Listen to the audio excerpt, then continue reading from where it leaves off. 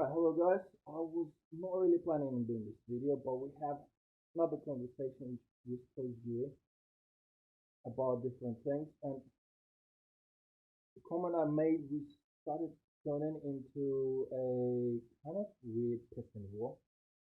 And we were talking about the setup for the Gary, I think, of the video.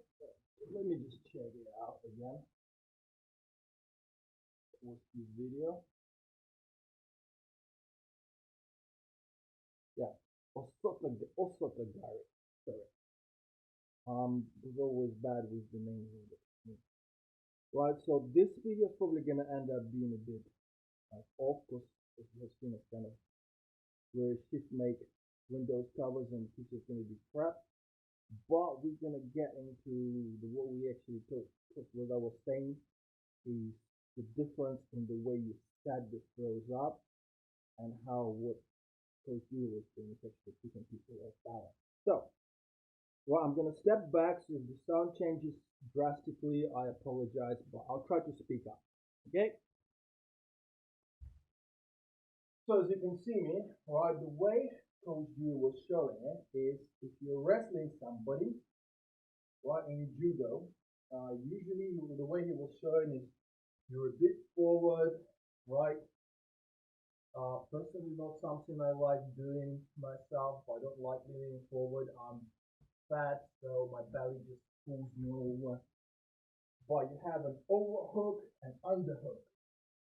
So now you're wrestling with no gi, so it's more like down towards MMA ways.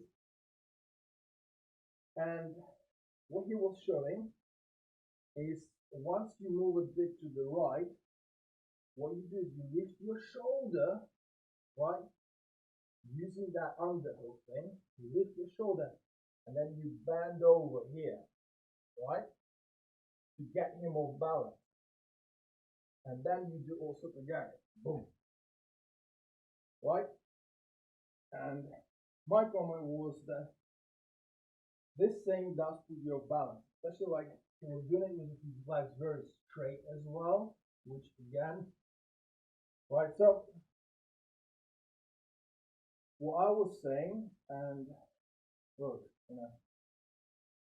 again, I'm probably not gonna make this public, but what I was saying is change the way you set up the throw, right? So instead of leaning and then pulling your shoulder up and then leaning over here, you pull the other person with you, right? You do the following from here, right? So you see, you got your hands underhook, overhook, but they look like this. And what you do is that you move and you start moving backwards, but instead of leaning over, you use this hand to pull the person across. So you bring them in, right? This, you start lifting up like this. So it looks like karate or you just watch Taekwondo, go from here to here. But if you just do this, you're not gonna do much. You're gonna end up in a weird position. So instead of doing this from here and here, you turn your hips like this, from up to down. So you put yourself down, right? And while doing this, from this position, you do this. Essentially, it's like a very thing you see a lot of times in Kung Fu demonstration, in karate, kata, even in many other martial arts, right? Where they usually stand from this side, and then they go, right? So this is essentially a pull down. Okay, you use your shoulder, but instead of lifting it up like this, you lift it up by lifting your arm. So somebody's head is here and you lift your arm here, you end up lifting them. You use a little bit of a hip strain, like, up. So essentially when you turn and you lift your arm, you're already putting them off balance, right?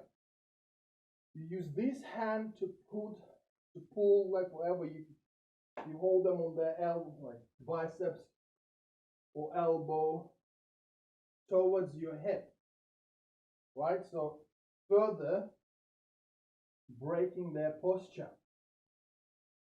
So from wrestling to this, if you watch Kung Fu demonstrations or many other arts, they will do from here, they will generally go, ah. That's because it's a throw, right? Essentially, they continue motion because they already extended the person. They do the throw. You got similar this in Aikido, but in Aikido from this, once you go to this, you often will have a motion to here.